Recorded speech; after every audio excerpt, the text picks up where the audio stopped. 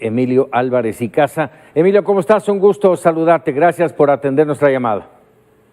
Paco, muy buenas noches. Un gusto saludarte y por tu conducto al auditorio de TV por Cable. ¿Cómo están? Muchísimas gracias. A ver, déjame preguntarte esto. Oía yo en esta pieza que presentamos, te oía decir que hubo cabilderos del grupo Salinas. ¿Qué puede haber detrás de esta iniciativa? Mira, para que el público que nos acompaña tenga mucha claridad, es una iniciativa que obliga al Banco de México a comprarle dólares a las instituciones financieras mexicanas, bancos, que no los puedan colocar o repatriar al país de origen, sean dólares, euros o lo que sea, esencialmente a dólares. El problema es que si esos dólares que compraron los bancos son de procedencia ilícita, léase narcotráfico o alguna otra, el Banco de México se va a convertir en una lavadora, Paco. Y el problema del Banco de México es que es el dinero de todos nosotros. ¿Y qué pasa con eso? Que si el Banco de México entra en riesgo, los créditos nos van a salir más caros, el factor de riesgo para el país es más caro y nos vamos a poner en una condición de inestabilidad financiera muy delicada. Ya el gobernador y los subgobernadores del Banco de México nos han dicho que solo hay una empresa, un banco, que no ha podido colocar los dólares que tiene, o todos los dólares que tiene, para ser precisos, porque eventualmente tiene incluso dificultades con la autoridad financiera en Estados Unidos. Ese banco es Banco Azteca. Y lo que sucedió en la discusión es que hubo distintos cabilderos de ese grupo para promover la iniciativa.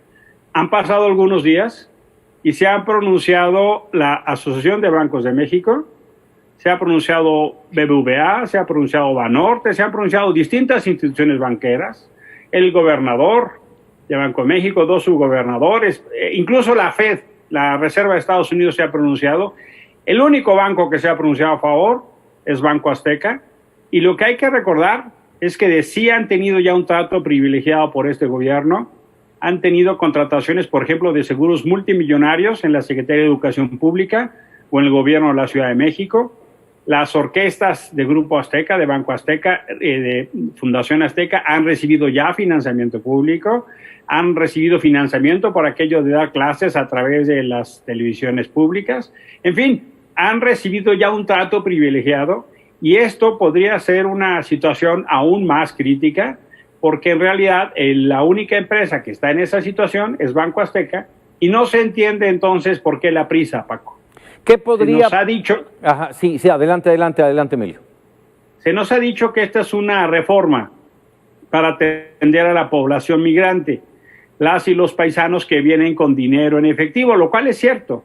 Pero esta medida no va a resolver el problema de que los bancos o otros intermediarios le compren los dólares baratos y les den pocos pesos. Esta reforma no es para eso. Si eso se hiciera, se tendría que obligar a los bancos o otros a comprar a los paisanos con dinero de procedencia legal de manera justa, pero esto no es para eso. Si quisiera ser, hombre, se puede facilitar el Banco del Bienestar, pero es más, el Banco de México ya nos dijo que el 99% de las remesas llegan por vía transferencia electrónica, porque a la gente le da miedo cargar el dinero en la carretera porque lo pueden robar. Lamentablemente eso sucede, entonces la gente privilegia las transferencias, Paco. Esta no es una medida que esencialmente busque beneficiar a los migrantes y paisanos, como se ha querido decir. Se había dicho que se pospondría la discusión en Cámara de Diputados hasta febrero, pero ya esta noche lo están discutiendo y mañana podrían dar, como dicen en el ámbito legislativo, el albazo.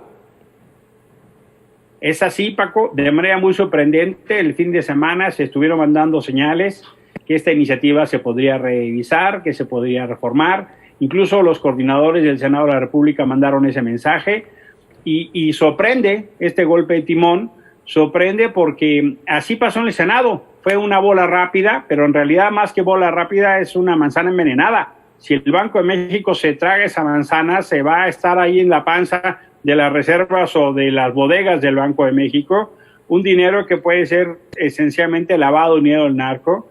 No entendería por qué la prisa, no hay razón, no hay plazo de ley, no hay urgencia. Si deciden ir adelante con esto, que ojalá que no, ojalá que la Cámara de Diputados asuma el papel de Cámara Revisora y ponga pausa, de así se les pidió la semana pasada, cosa que no sucedió, en realidad estaríamos en una decisión muy irresponsable. No sé si producto de una especie de arranque, de berrinche, de pacto de favores que uno no entiende, no lo sé, pero no hay prisa y no se entiende por qué quisieran mañana aprobarlo, la verdad. No se entiende incluso cuando la gente con la responsabilidad tan seria como el Banco de México nos lo han dicho. De por sí, el Banco de México está haciendo un muy buen trabajo ahora que estamos en plena crisis económica. Meter este factor de riesgo me parece que nos incrementa la incertidumbre y en nada ayuda, Paco. Se habla de que es un golpe a la autonomía del Banco de México. De ser aprobada esta reforma, ¿abre una ventana de riesgo aún mayor? Fíjate que sí lo abre por la siguiente razón. El Congreso de la Unión sí tiene materia para legislar en leyes del Banco de México, eso sí, pero una legislación de esta naturaleza abre la puerta a que sea el Congreso el que dicte política financiera y monetaria, lo cual sería extraordinariamente grave y comprometería sí la autonomía del banco.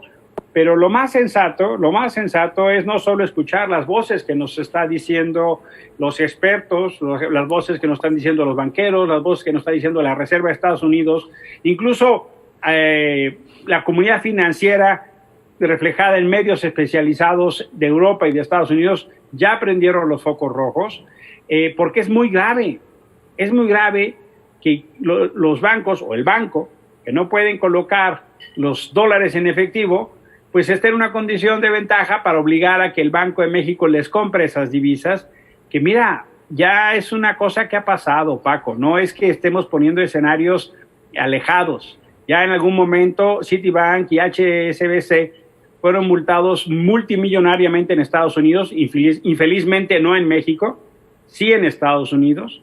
Estoy hablando de multas de 3,000 millones de dólares, 2,000 millones de dólares por lavado. Pusieron controles, en efecto. Pero esos controles son esencialmente para la gente de a pie. Todavía el sistema financiero tiene esas vulnerabilidades. Pero déjame decirte un dato más si no fuera suficiente. Santiago Nieto, el titular de la Unidad de Inteligencia Financiera, ha dicho que es una reforma peligrosa. Sí. Por supuesto, ellos tienen que ubicar el dinero que venga del narco, pero no podemos poner en riesgo al Banco Central. No estamos hablando, Paco, de una casita de cambio en un aeropuerto cualquiera de la ciudad del país. Estamos hablando del Banco Central que regula la economía de este país. Por eso es tan serio.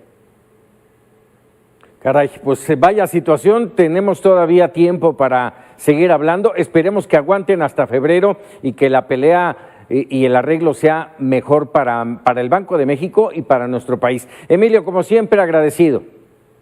Mi privilegio, Paco. Muy buenas noches. Saludos. Muy buenas noches. Emilio Álvarez y Casas, senador independiente.